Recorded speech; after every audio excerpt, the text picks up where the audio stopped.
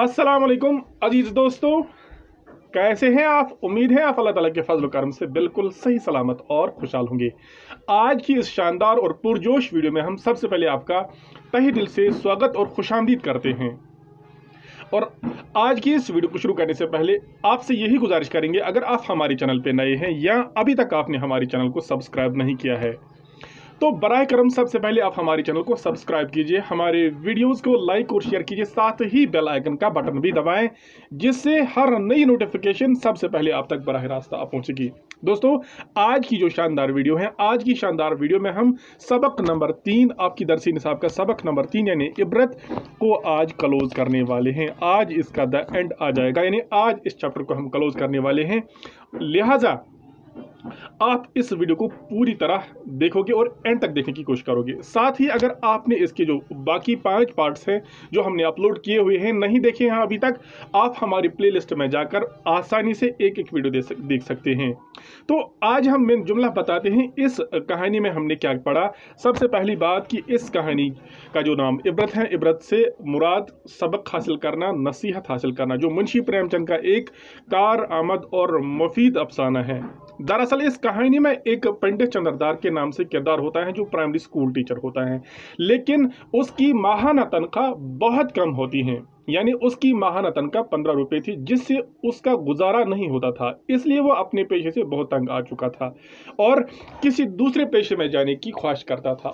साथ ही इसके पड़ोस में 2 आदमी थे, एक का नाम मुंशी बेचनाथ था और दूसरे का नाम ठाकुराती बाल सिंह था। मुंशी बेचनाथ चूंकि एक सयाह नवीस यानी अकाउंटेंट क्लर्क था और जो ठाकुराती बाल सिंह था, ठाकुराती बाल सिंह हेड कांस्टेबल था। हालांकि उनकी सैलरी भी, उनकी माहाना तनख्वाह भी इतनी ही थी जितनी कि पंडित जी की थी, लेकिन उनकी जिंदगी बड़ी शान और ठाठ से गुजर रही थी। लोग उनका एहतराम करते थे, लोग उनको डरते थे, पूरे मोहल्ले में उनका रौब था।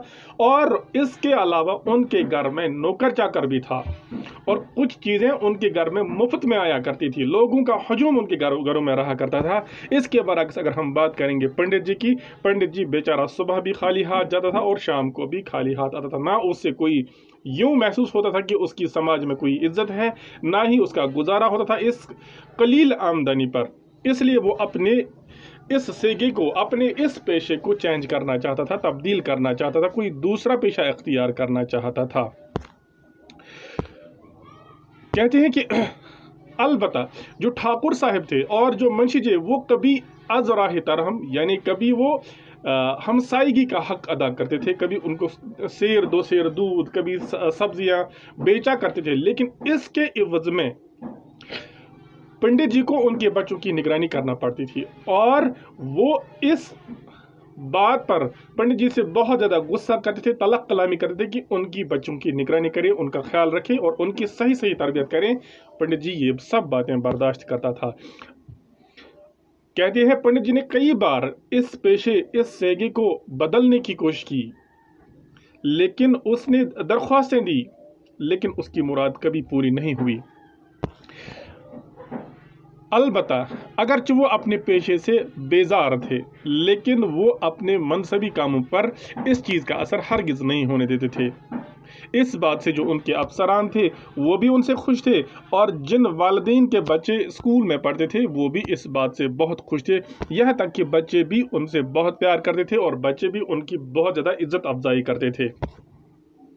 कहते हैं एक दिन क्या हुआ, सावन के महीने मुंशी जी और दारोगा जी ने फैसला किया कि वो अयोध्या की यात्रा पर जाएंगे। अयोध्या की यात्रा पर जाने के लिए उन्होंने कहा कि सफ़र दूर होने की वजह से हम अपने अहलो अयाल को भी साथ उठाएंगे, और साथ में उन्होंने ये भी मशवरा किया कि पंडित जी को भी साथ में उठाया जाएगा। लेकिन पंडित जी जाने के लिए राजी ना हुए क्योंकि उनको अपनी कलील आमदनी पर नजर थी। लेकिन जब दारोगा जी और मुंशी जी ने यह फैसला किया कि पंडित जी का खर्चा वो दोनों बर्दाश्त करेंगे, आने जाने का खर्चा, तो इस पर पंडित जी बिल्कुल इनकार न कर सके और वो भी जाने पर राजी हुए। कहते हैं सारी शाम उनको निकलना पड़ा, यानी वो पहुंचे बलहोर रेलवे स्टेशन जहां से ट्रेन निकलती थी अयोध्या के लिए, और शाम के वक्त वो पहुंचते हैं। रात के 1 बजे जब ट्रेन आती है और ट्रेन में चढ़ने के वक्त लोगों की एक बहुत ज़्यादा कसीर तादाद होती है लोगों की, इसलिए पंडित जी और दारोगा जी ट्रेन के एक डब्बे में लग जाते हैं और साथ ही मुंशी जी अपने अहलो अयाल समेत ट्रेन के दूसरे डब्बे में फंस जाते हैं। क्योंकि जिस डब्बे में पंडित जी और दारोगा जी थे वहाँ 4 आदमी थे, 2 लेटे हुए थे, 2 बैठे हुए थे। और लेटे हुए आदमियों के साथ दारोगा जी की बहुत ज़्यादा तलख कलामी होती थी, यानी उठने बैठने के दरमियान बातें हुई, बहुत सी बातें जो हम अपनी वीडियोज़ में बता चुके हैं। कहते हैं कि जब दारोगा जी वहां से निकलता है, उतरता है, तो वो 2 जो मुसाफिर लेटे हुए थे वो दारोगा जी का सामान फेंकते थे और उसको पीछे से एक धक्का मारते थे, वो औंधे मुंह प्लेटफार्म पर गिर जाता है। ये थी दारोगा जी की हालत। अब देखते हैं मुंशी जी की हालत। मुंशी जी की हालत इससे ज़्यादा ख़राब थी। मुंशी जी ट्रेन के डब्बे में, जिस ट्रेन के डब्बे में थे, वहाँ बहुत ही लोगों का हजूम था और सांस लेने तक की जगह नहीं थी। इसलिए मुंशी जी बीच बीच में हर स्टेशन पर शराब पिया करते, जिसकी वजह से उनका जो हाजमा था, कुव्वत हाजमा यानी पेट उनका ख़राब होने लगा। उनको आसार नज़र आए हैज़ा के, यानी उनको डायरिया के आसार नज़र आए। मुश्किल से उन्होंने ज़बत से काम लिया, बिल आखिर वो उतरने पर मजबूर हो गए और उनकी बीवी भी उतरी। बीवी भी उतरी और उतरने के साथ साथ ही मुंशी जी प्लेटफार्म पर लेटे, क्योंकि वो बैठने की सख्त नहीं रखते थे। साथ में जब दारोगा जी देखता है वो भी उतरते हैं, पंडित जी भी साथ में उतरते हैं। चोखे लाल की कहानी होती है। चोखे लाल उनको इलाज करने से बिल्कुल मना कर देता है, क्योंकि चोखे लाल के पास उन्होंने चोखे लाल को रिश्वत ली थी, उनको ऊपरी कमाई आती थी।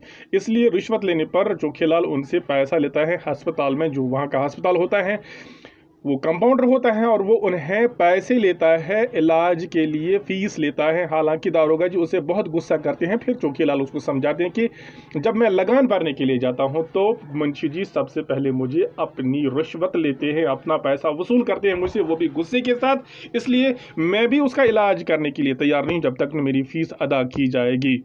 तो इसी के साथ जो मुनशाइन होती हैं उसको अपने बक्स की याद आती है जो वो ट्रेन में छोड़ आई है। वो सीना पीटती हैं और कहीं से दारोगा जी अपने पैसे निकालकर मुंशी जी का इलाज करते थे और दूसरी दफ़ा मुनशाइन का जेवर बेचना पड़ता है। बिल आखिर मुंशी जी ठीक होता है और अब इरादा होता है अयोध्या जाने का। जब अयोध्या पहुंचते हैं उन्हें बैठने के लिए कहीं जगह नहीं मिलती है। सारी बाजार, सारी शाम उनको एक रेत के मैदान पर बैठना पड़ता है। वो मैदान में बैठते बैठते अचानक ऊपर से बारिश हो जाती है और उस बारिश की वजह से ज़बरदस्त बादल हो जाते हैं, मूसलाधार बारिश हो जाती है।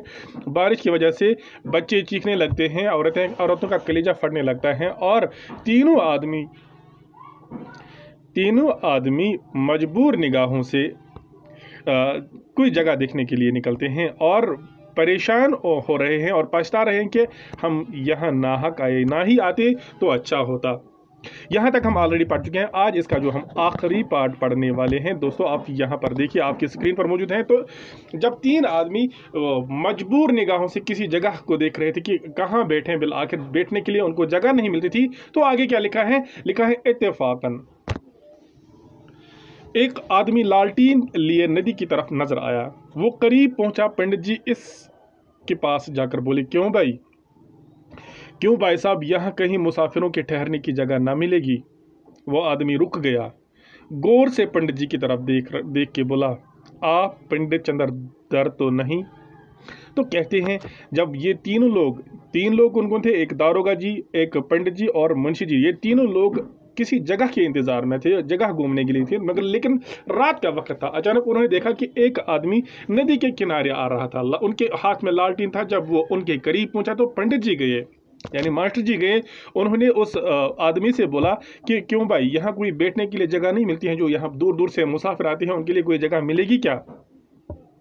तो कहते हैं जब उस आदमी ने पंडित जी की आवाज़ सुनी, वो रुक गया और पंडित जी को गौर से देखने लगा। गौर से देखने के बाद उन्होंने पंडित जी से कहा कि आप पंडित चंद्रधर तो नहीं हो?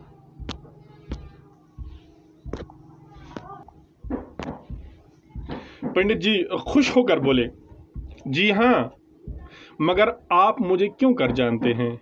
इस आदमी ने जवाब दिया। उस आदमी ने अदब से मुंशी जी के पैरों पर सर झुकाया और बोला, मैं आपका पुराना शागिर्द हूँ, मेरा नाम कृपा शंकर है। मेरे वालिद कुछ दिनों बेलहौर में डाक मुंशी रहे हैं, उन्हीं दिनों में आपकी खिदमत में था। कहते हैं जब उस आदमी ने मुंशी जी से पूछा कि आप पंडित चंद्रदार तो नहीं है, तो पंडित जी ने खुशी से जवाब दिया, हाँ मैं पंडित जी ही हूँ। जब उस आदमी ने सुना कि ये पंडित जी हैं तो उसने अदब और एहतराम के साथ पंडित जी के पैर चूमे और उनके पैरों पर अपना सर रखा, झुका पंडित जी के सामने और बोला कि मैं आपका पुराना शागिर्द हूँ, मेरा नाम कृपा शंकर है। क्योंकि मेरे वालिद साहब डाक मुंशी थे, कुछ दिनों में उनका ट्रांसफ़र बेल्हौर हुआ था, उन्हीं दिनों में आपके पास पढ़ा करता था और मैंने आपसे पढ़ी है, आपने मुझे पढ़ाया है और मैं आपका वही पुराना शागिर्द हूँ।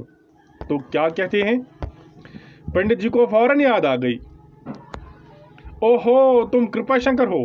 उस वक्त तुम दुबले पुतले लड़के थे, कोई 8-9 साल हो गए। कृपा शंकर, जी हाँ 9वां साल था, मैंने वहाँ से आकर अंग्रेजी पढ़ी, अब यहाँ म्यूनिसिपैलिटी में नौकर हूँ। आप अच्छी तरह से रहे, बड़ी खुशनसीबी हैं, आपके दर्शन हो गए, आपके बाल बच्चे साथ हैं। अब जब पंडित जी से उन्होंने ये बात कही तो पंडित जी पहचान गए, हाँ अच्छा तुम वही कृपा शंकर हो। उस वक्त तो आप मतलब दुबले पतले हो, आप छोटे बच्चे थे, आपकी शक्ल वो सूरत थोड़ा डिफरेंट थी आज की से। ये आज से 8-9 साल पहले की बात है जब आप मेरे शागिर्द थे। तो कृपा शंकर बोले, जी हाँ 9वां साल था, क्योंकि आज 9वां साल चल रहा है इसलिए मुझ में बहुत ज़्यादा तब्दीली आई। मैंने वहाँ से आने के बाद अंग्रेज़ी पढ़ी और अब मैं म्यूनिसिपैलिटी में नौकरी करता हूँ, मुलाजमत करता हूँ। अब कृपा शंकर बोलते हैं आप अच्छी तरह रहे, पंडित जी से बोलना कि आपकी तबीयत ठीक रही, आप खुश रहे, और साथ में ये भी बोलते हैं बड़ी खुशनसीबी हैं, आपके दर्शन हो गए, आपके बाल बच्चे साथ हैं।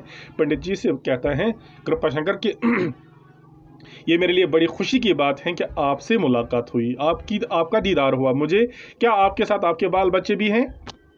तो पंडित जी क्या बोलते हैं, पंडित जी नहीं, मैं तो अकेला ही हूँ, लेकिन मेरे साथ दारोगा जी और सियाह नवीस साहिब बाल बच्चों के साथ हैं। कृपा शंकर, कुल कितने आदमी होंगे?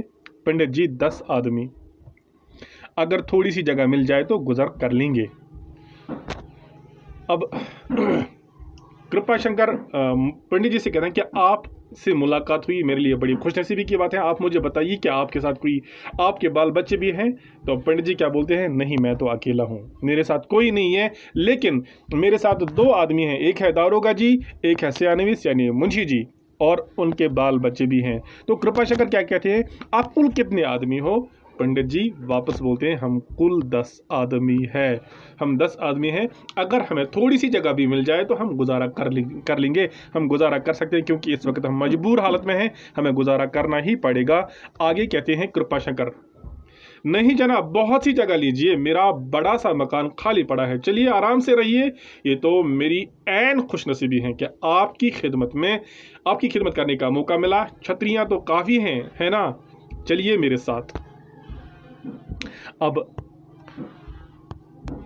पंडित जी के कहने पर क्या अगर थोड़ी सी जगह मिल जाए हम गुजारा कर लेंगे? तो कृपा शंकर कहते हैं नहीं ऐसी कोई बात नहीं है, आप बहुत सी जगह ले सकते हो, क्योंकि मेरे पास एक बहुत बड़ा मकान खाली पड़ा हुआ है, आप चलिए आराम से रहिए, ये तो मेरी खुशनसीबी है, मेरे लिए सादत की बात है कि आपकी खिदमत करने का मुझे मौका मिला। आपके पास चूंकि बारिश हो रही थी, रात का वक्त था, कहते हैं कि आपके पास छतरियाँ तो काफ़ी हैं, आप मेरे साथ चलिए, आप आराम से बैठिए, मेरा जो मकान है आप वहाँ बैठिए। कहते हैं लोग पानी में लत-पत छतरियाँ लगाए, बिस्तर सरों पर उठाए, चले। कृपा शंकर का मकान करीब था, वसी साफ सुथरा, उसने जाते ही आग जलवा दी, पलंग बिछवा दिए, लोग आराम से बैठे, घर में पूरियाँ पकने लगी। अब कहते हैं चूँकि बारिश हो रही थी इसलिए उन्होंने सारा बिस्तर, जो छतरियाँ थी, बहुत सारी चीज़ें थी, अपने सरों पर उठाई, सारी चीज़ें उठाई, और कहती हैं कृपा शंकर का जो घर था, मकान था, वो करीब ही था, और ऐसा मकान वसी यानी बहुत कुशादा मकान था, साफ सुथरा मकान था। और जब उनके घर पहुँचे तो कृपा शंकर ने अपने घर में आग जलवा दी और पलंग बिछवा दिए, लोग आराम से बैठे। कौन से लोग? जो मुसाफिर थे, दारोगा जी, पंडित जी और मुंशी जी, उनके बाल बच्चे भी थे, ये आराम से बैठे और घर में पूरियां पकने लगी। अब पूरियां बनाने लगी किन के लिए? जो मेहमान आए कृपाशंकर के, जो पंडित जी थे, दारोगा जी थे और मुंशी जी थे, उनके लिए पूरियां पकने लगी। कृपाशंकर हाथ बांधे हुए चाकरों की तरह पंडित जी के जरा इशारे पर दौड़ता था। 1 घंटे में खाना तैयार हो गया।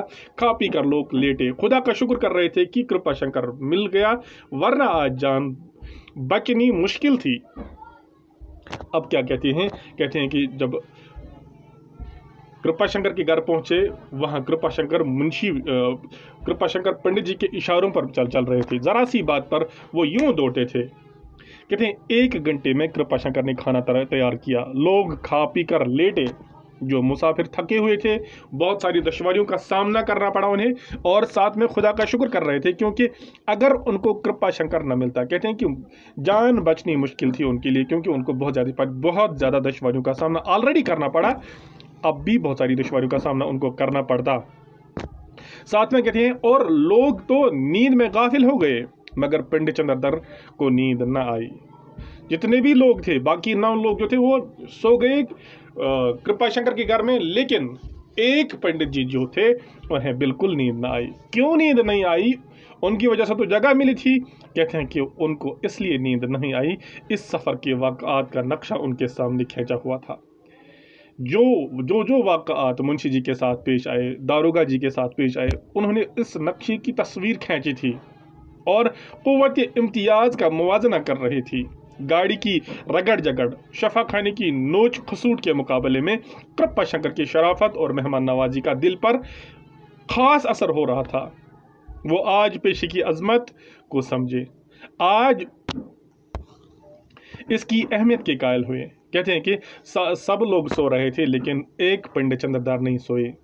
उसको सारा जो सफ़र में जो वाक़आत पेश आए, उन तमाम वाक़आत को वो अपने जहन नशीन करता था, एक बार फिर से दोहराता था। उसको एक जो कुछ उनके साथ हुआ, वो इस चीज़ का मुवाजना करता था कृपाशंकर की शराफत के साथ। जो कृपाशंकर उनकी मेहमान नवाजी करता है, शराफत के साथ, एहतराम के साथ, बेहतरीन इज्जत करता था इन मेहमानों की। इसके बरक्स जो दारोगा जी थी, जो मुंशी जी थे, उन लोगों ने क्या किया था लोगों के साथ, उनको उनका बदला मिला, और दारोगा जी को उसका बदला मिला, लेकिन पंडित जी को अपना बदला मिला। जो कुछ वो कर रहे थे, उसका जो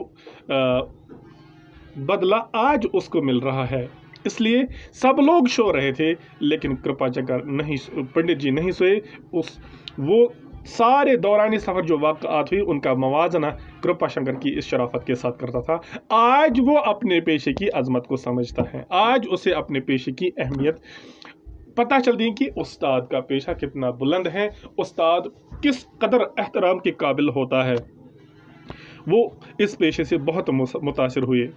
आगे लिखा है, ये 3 दिन अयोध्या में रहे, किसी बात की तकलीफ न हुई। कृपाशंकर ने भी खूब खातिर तवाज़ा की।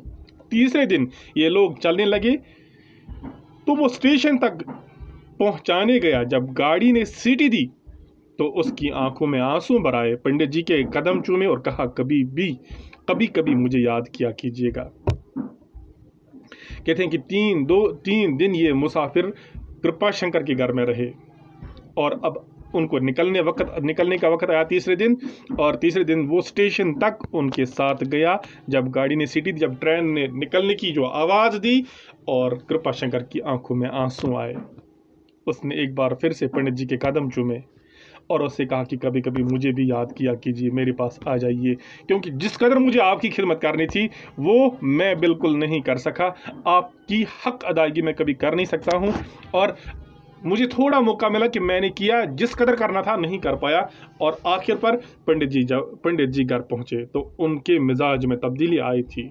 उन्होंने फिर किसी दूसरे पेशे में जाने की कोशिश नहीं की, और ना ही फिर अपनी तकदीर का शिकवा किया। कहते हैं जब पंडित जी घर पहुंचे तो उन्होंने अपनी जो दौरान सफ़र उनके साथ वाक़आत हुए, जो कुछ उनके साथ पेश आया, इस चीज़ को मद्देनज़र रखते हुए उनके मिजाज में एक तब्दीली आई थी। क्या तब्दीली आई थी? इससे पहले वो अपनी इस कलील आमदनी पर बिल्कुल अपने पेशे से खफा थे, और जो उनके जो पड़ोस में दारोगा जी और मुंशी जी थे, उनकी जो कसीर आमदनी थी, हालांकि उनकी तनख्वाह कम थी, उनको ऊपरी कमाई, यानी वो रिश्वत लेते थे उनके घर में नौकर चाकर था, लेकिन आज उसको पता चला, पंडित जी को इस बात का पता चला कि जो लोग रुश्वत लेते हैं, जो लोग इस्तेहसाल करते हैं, उनके साथ कैसा बर्ताव होता है आखिर पर। और जो लोग अपना काम दयानतदारी और ईमानदारी से करते हैं, उनको किस कदर इज्जत मिलती है, इस चीज़ का आज पंडित जी को एहसास होता है। और इसके बाद घर पहुंचकर उन्होंने किसी दूसरे पेशे में जाने की कोई कोशिश न की, ना ही उसने अपनी तकदीर का कोई शिकवा किया। तो इस कहानी से हमें ये सबक मिलता है कि जो लोग अपना काम ईमानदारी से करते हैं और जो लोग अपनी जिम्मेदारी को जिम्मेदारी समझकर निभाते हैं, वो कभी नाकाम नहीं होते हैं, वो हर दिल अजीज होते हैं। और जो लोग इस्तेहसाल करते हैं, जो लोग रिश्वतखोरी से काम लेते हैं, जो लोग जुल्म सितम करते हैं, उनको इसका बदला ज़रूर मिल जाता है, जिस तरह के दारोगा जी और मुंशी जी को मिलता है। तो इस तरह से हमारा जो चैप्टर नंबर 3 है, यानी सबक नंबर 3 इबरत का सबक, हमने आज कंप्लीट कर दिया। दोस्तों, हम आपकी किताब का एक एक वर्ड लिखते हैं, लेकिन हम उन्हें मुश्किल अल्फाज को आसान अल्फाज में तब्दील करके लिखते हैं। ये आपकी ही किताब है जिसका हमने एक एक वर्ड अपनी इस वीडियो में बनाया, जिसकी वजह से आज इस पर 6 वीडियोस बनी। आप एक एक वीडियो देखिए, अपनी किताब को कंसल्ट करिए, पूरी किताब आपके हमारी इस वीडियो लेक्चर में मौजूद है।